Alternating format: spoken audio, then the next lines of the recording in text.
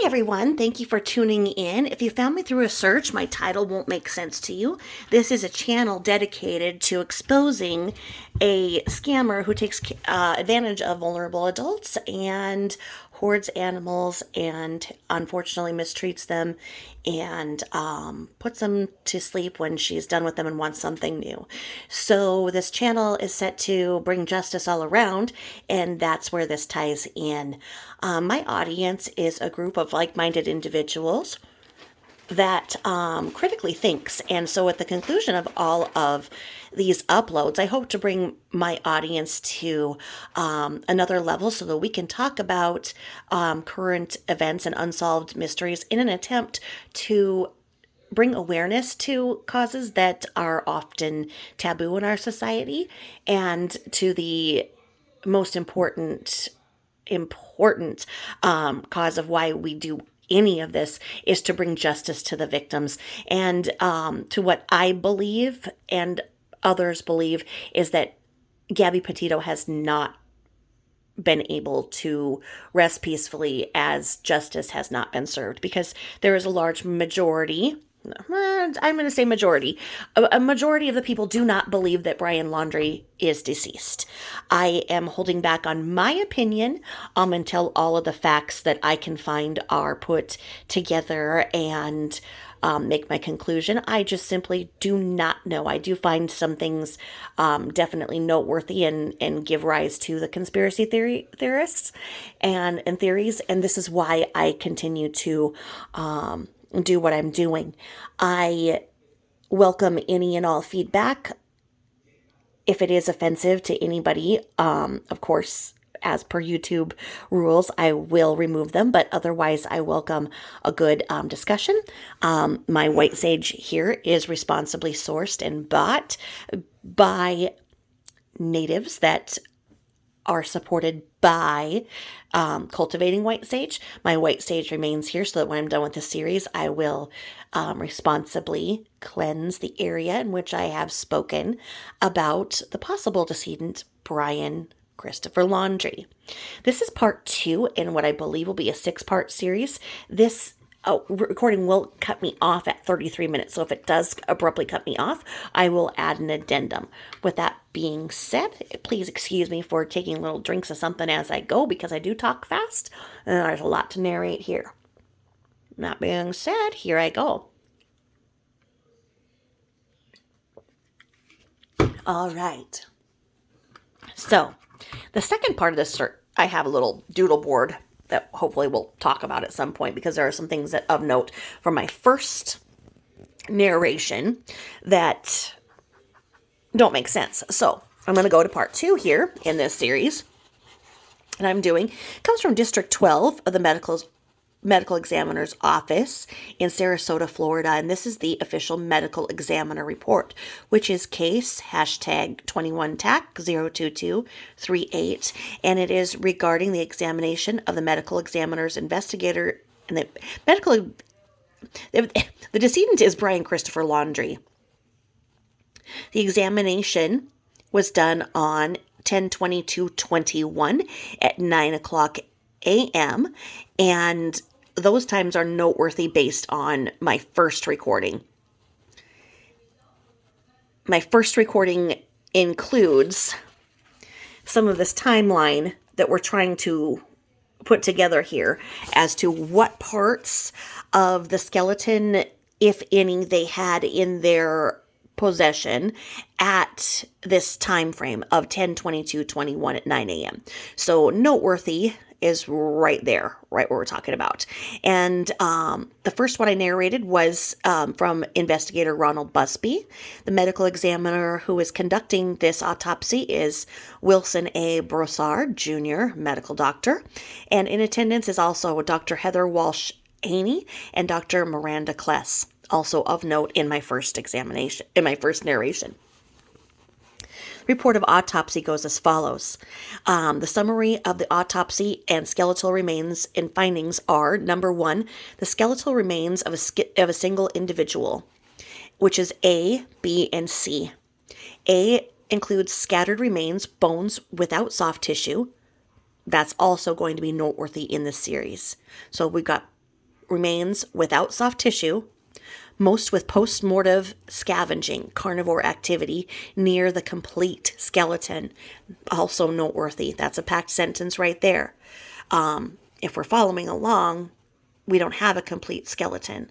We have, in Zone 1, a head. Zone 2 has lower vertebrae and a torso. Zone 3 has a left arm. We don't have a skeleton.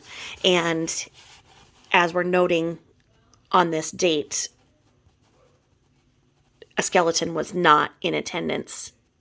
So here we are back to habeas corpus, is where is the body? And what remains do you have? Anyway. Letter B says it's a positively identified with antemortem dental radiograph and record comparison. Now, that date finding also is going to go back and tie into narration 1.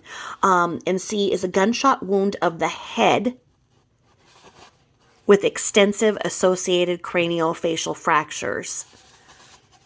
Gunshot wound of the head. Well, in Zone 1, we found a head, but the news did not tell us they found anything other than a tooth.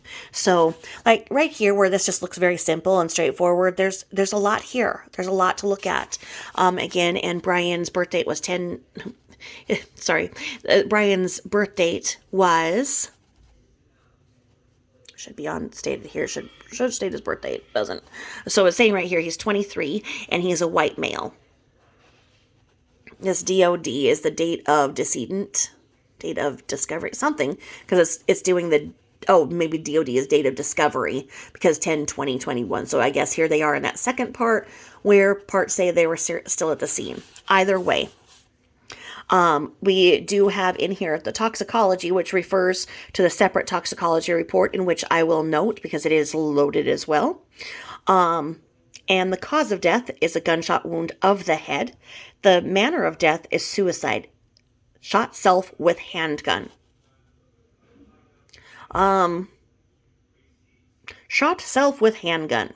I'm not summarizing anything here. Manner of death, suicide. Shot self with handgun. And that's our professional report. Shot self with handgun.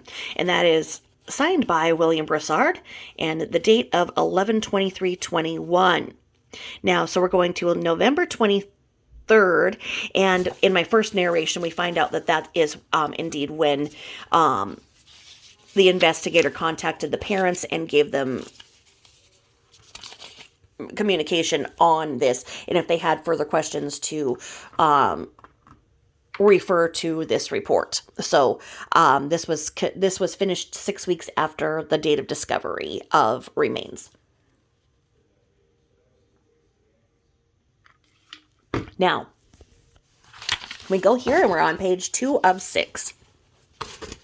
And the general description goes, we have the skeletal remains that are consistent with a young adult male. The vast majority of the skeleton has been recovered. I'll read that again. The vast majority of the skeleton has been recovered. Okay. The level of skeletonization is generally complete, but for minimal areas of adipocere-like white sheen on some of the vertebrae. No soft tissue remains, but for minimal, partially calcified costal cartilage at the anterior aspects of some of the lower ribs. Multiple long bones, including bones of the arms and legs, all disclose carnivore predation activity characterized by gnawing and chewing, most on the distal ends of the long bones. The cranium is in multiple pieces and fragments, as will be described below. Most of the bones have dark discolorations consistent with the dark soil material where the bones were recovered. Skeletal inventory consists of bones that are designated HR1. HR means human remains, through HR human remains, 103 as packaged by the evidence response team of the FBI. The only exceptions to a routine chronologic numbering system are 1, there is HR, human remains, 2A, and HR, human remains, 2B designation, and 2, HR 34 and 35, human remains 34 and 35 were initially designated as human remains, but were later confirmed as non-human and kept by the FBI at the recovery scene. HR 81 and 82, so human remains 81 and 82, are non-human remains, non-human ribs, confirmed as such by autopsy and skeletal survey examination. This is where we get this part of there was like a collection of bones. Some were animal, some were human. The inventory is as followed. So they've got the right and left maxilla with the right and left palatine bones initially examined with 9 teeth. Okay. 9 teeth. 9 teeth. Not what we were told. And there's the mandible with 15 teeth. So, okay, we've got 9 teeth up there. We've got 15. So that's a total of 24 teeth. 24 teeth. And how many are we born with? Let's find out. Because 24 teeth were recovered. We were told there was basically a tooth fragment by the mainstream media and nothing else. So we've got 24 teeth at this point. All right. So then we've got the left splenoid bone with portion of the temporal bone fragmented. We've got the occipital cranial piece with some left parietal bone attached. We've got a cranial piece with portions of the left and right parietal bone, occipital bone, right temporal bone, and the sphenoid bones. The frontal bone fragment with some partial left and right parietal bones, a portion of the frontal bone with left parietal bone attached. We've got the left scapulae, the left clavicle, a right hand metacarpal, a clavicle vertebrae number 7, intermediate hand phalanges, a single cervical vertebrae. Cervical is up in the neck. So it says a single cervical vertebrae, but then it notates 3 through 6. So, and then we have the proximal hand phalanx. And we have 3 ribs, which are noted as human remains 14, 15, and 16. They are 3 left ribs. We have the partial right maxilla with the right sphenoid and the right temporal bone and portions of the right zygomatic bone as a single skull fragment. The zygomatic bone is right there, your cheekbone. Now, this is another part where we get confused because HR 17 is doubly notated in the first because the human remains number 1 are the right and left maxilla, whereas HR 17 says you have a partial right maxilla. But you've got the partial right maxilla with a right sphenoid and right temporal bone and portions of the right zygomatic bone as a single skull fragment. Now we have human remains 18, which is a single right rib. And we have human remains 19, 20, and 21 are the 3 left ribs. Okay? So I have not read ahead. I read as you do. And when some of these things don't make sense, because we've got 14, 15, 16, 19, 20, and 21. So that makes a total of 6 left ribs, but they're not written together. Okay, now we are going to go from where we see page 2 of 6. 1 was there. We're going to put that over here. We're going to go to 3 of 6, and we are still inventorying the human remains. Human remains are shortened as HR, and I'm just reading them off. So we've got the sphenoid bone. Okay, hello. I'm going to re-talk. Sphenoid bone fragment, a single right rib, the right first rib, 2 other ribs, and the manubrium sternum. We've got human remains 24 and 20, 25 and 26 as a single right ribs, intermediate hand phalanx, a right metacarpal bone. Now, this is one of the interesting things because they said they had two pelvises. Well, when you read this now, it says there's two pelvic bones, the left and the right os coxae, respectively. Okay, that makes a little bit more sense than our first narration. Now, on the Human Remains 31, we've got another left rib. We've got a right metacarpal. We've got two right ribs in the sternal body. Human Remains 36, 37, 38, 39, and 40 are all individual cervical vertebrae. Okay, and then we have 41, 42, and 43 as individual left ribs. 44 begins with the proximal foot phalanx. The right first metatarsal, we've got the left calcaneus. I believe that's a wrist bone, if I can remember right back to my NP days. And then we've got the proximal and intermediate hand phalanges. Those would be fingers. And the right 12th rib. We've got another right rib and another left rib. We've got Human Remains 52, 53, 54, and 55 as the 6 thoracic vertebrae. Our vertebrae goes, just for you, so you know, it goes, we've got cervical, thoracic, and lumbar. So we're talking mid-back here. And we got the thoracic vertebrae number 12 and lumbar vertebrae 1, 2, and 3. They go cervical, thoracic, and lumbar, and was it 7 of them, 12 and 5? I think the cervical has 7, thoracic has 12, and lumbar has 5, I think. It's been a while. It's been a while since my NP days, I apologize. So then we have the right metatarsals, and we have a left metatarsal. We have a lumbar vertebrae number 5, lumbar vertebrae number 3 and 4. We have a right clavicle, another right rib. We have thoracic vertebrae 11, and 2 other thoracic vertebrae to be designated. We have thoracic vertebrae 9 and 10. We have sacrum with the coccyx. We have the proximal hand phalanx. So we have a metacarpal. We have the right radius and we have the right ulna. Human Remains 71 and 72 are the metacarpal, metacarpal and the metatarsal respectively. Human Remains 73 begins with a fibula. And then we have 74 as the cuneiform bone. We have a metacarpal, a metatarsal, a right femur, a fibula, a right tibia, and a left femur. Human Remains 81 and 82 are non-human ribs. This is where we get that animal collection in whatever was found together with other possible human skeletal remains. Human Remains 83 in the inventory goes to the right humerus. Human Remains 84 goes to the proximal hand phalanx. And we are going from number 3 of 6, and I am paginating over to page 4 of 6. And need a wet whistle. Alrighty. And then we are going over here too. We're still in case number 21, TAC 02238.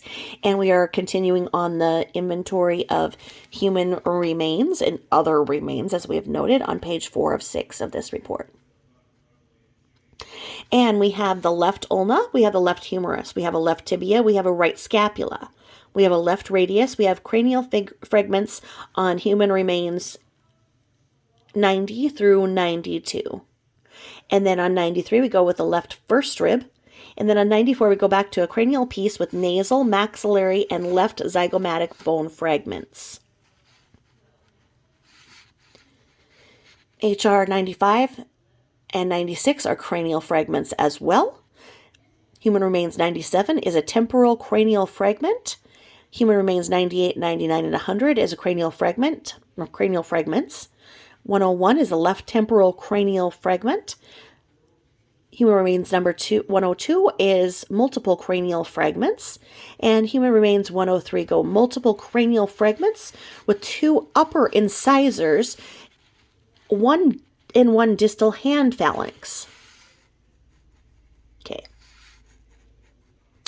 To me, it seems like those deserve their own numbering. So we go Human Remains 103 as one single numeration is noted as multiple cranial fragments, 2 upper incisors, and one distal hand phalanx. Okay, so if we were to say part of one of the cranial fragments includes 2 upper incisors, okay, that's 2 more teeth, so that's 2 incisors. Okay, now it seems to me that the cranial fragments would deserve their own numeration with the 2 upper incisors in it. So we could do as one piece. But then you've got a distal hand phalanx. So you've got the end of one finger. And that is located with multiple cranial fragments. That just seems like it should get its own numeration. And that's why so many of these errors in here. Or maybe this is just the way that reports are written, and they're not as scrutinized as the ones that come out of Florida, thanks to the sunshine law that postulates that all that is in the dark must come to light, and so therefore most of public and law enforcement documents are allowed to be accessed by the public. And that's why we know so much about what happens in Florida. Yes, a lot happens in Florida. A lot happens in the rest of the United States, but the rest of the United States does not allow for these records to be public. To just anybody. Anywho. If we go here, then it shows that the radiographs disclose no metallic fragments or densely radio-opaque material consistent with foreign bodies. Okay, so they don't see any foreign bodies in any of this inventory. In summary, the vast majority of the skeleton is recovered. The cranium is extensively fragmented, with the mandible generally intact and the lower aspect of the maxilla generally intact, each with some teeth present as described. Missing bones include one mandibular tooth, 5 maxillary teeth, up to 5 craniofacial bone fragments with a moderately large area of the left temporal, lower left parietal, and superior wings of the left sphenoid bone absent. Also absent are the hyoid bone and the thyroid and cricoid cartilages. The hyoid bone is that little attachment that goes right underneath your ribs, where if you were doing a Heimlich maneuver on somebody, you could stab them in the heart with their hyoid bone. The hyoid bone is mainly cartilage, but they are putting that as a bone here. So that is absent, and the xiphoid process is absent. So the you know what? I just mess it up. The hyoid bone is the one in the neck. That's your Adam's apple. So the hyoid bone is left, and the thyroid and cricoid cartilage are absent. So the frontal neck cartilage is absent. The xiphoid process is absent. The xiphoid process is the one that would stab you in the heart in a Heimlich maneuver gone wrong. I apologize for that error in my speech. And then the ethmoid and lacrimal bones are absent, as are both patellae. Well, that would be your kneecaps. Where are his kneecaps?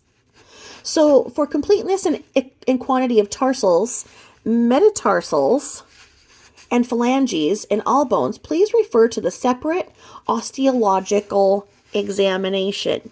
Well, we sure will. We're going to follow up on that. We're trying to figure out where all of this went, or where the rest of Brian is, or if Brian is somewhere.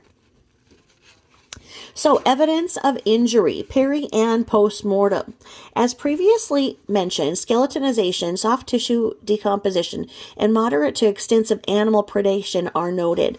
Most of the distal long bones have moderately extensive carnivore activity, evidenced by multiple gouging and gnawing marks, as noted previously. These are consistent with carnivores and or omnivores, including canines such as feral dogs and coyotes, along with rodents and raccoons. I'm not the brightest individual on the planet, but isn't an omnivore one that only does plants? So why would an omnivore be eating a skeleton? Anyway, the cranium will be reconstructed for further evaluation along with a full osteologic exam for more precise changes and examination. The extensive fragmentation with committed intersecting skull fractures is consistent with a gunshot wound of the head. All right, now I'm going from page 4 to 5. Not that one. We're going over here. We're going to 5, which has 6. I'm going to try and get this all in the 11 minutes that I have before my video cuts. And so the post-reconstruction of the cranial examination on 11/9/21 says the cranial bones were recovered, including 27 cranial fragments of various sizes. Along with the mandible have been reconstructed. 8 additional small fragments, thin sinus fragments, were not reconstructed.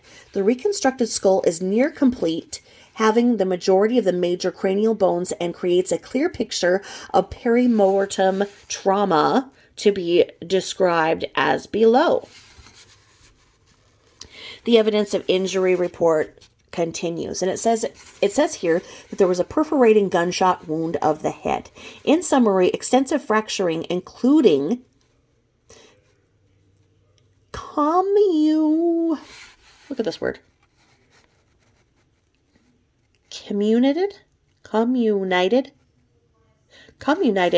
and intersecting linear and basilar fractures with associated cranial fragmentation is consistent with gunshot wound trauma.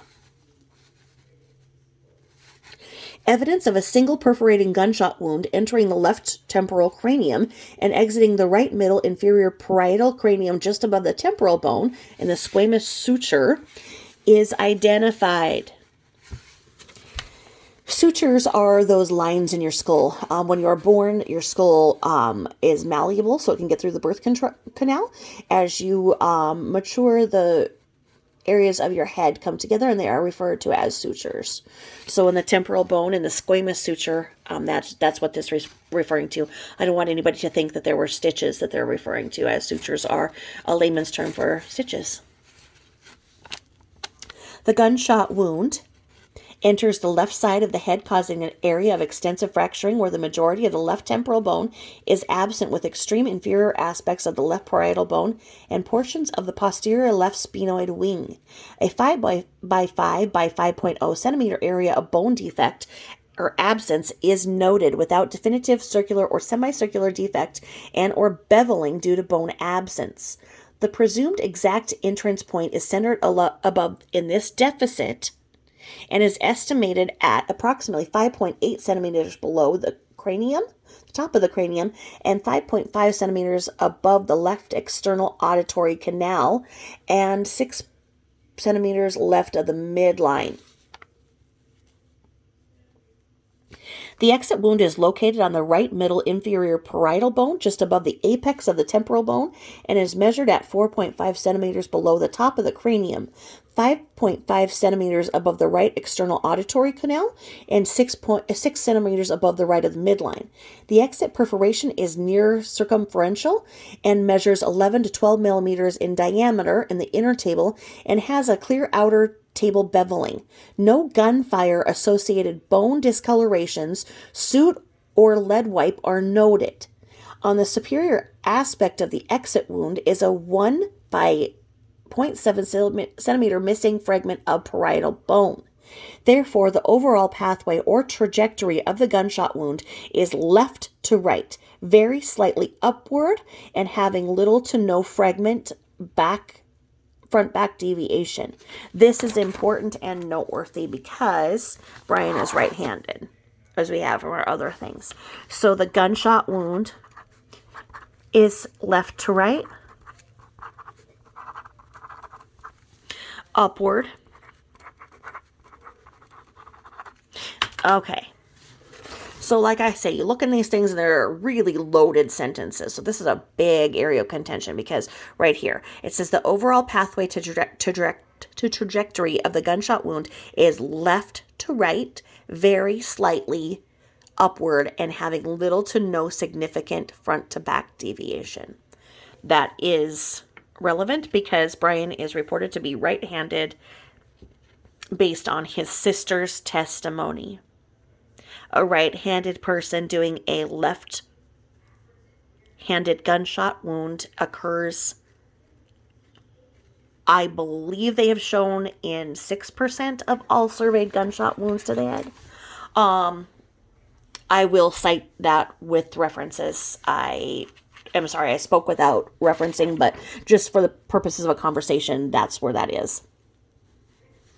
The associated fracture and descriptions is associated with the gunshot wound are multiple linear intersecting fractures, including a 5 centimeter fracture from the entrance to the fracture defect to the superior left orbit, and a 19 centimeter linear fracture from the upper left sphenoid bone across to the left temporal bone, across the coronal suture, and ends as it intersects to a fracture in the medial posterior left parietal bone. And we're going to 6. There are small radiating fractures emanating from the entrance defect and are noted in the adjacent left parietal bone.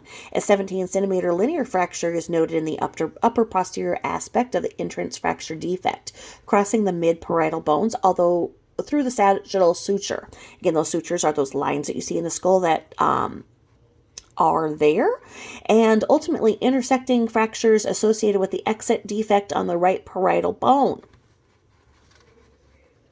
Then we have an 18 centimeter linear fracture that intersects above the 17 centimeter parietal fracture on the left mid-parietal area and continues medially and inferiorly through the lambdoidal suture left of the midline, ultimately to the medial basilar aspect of the left occipital bone.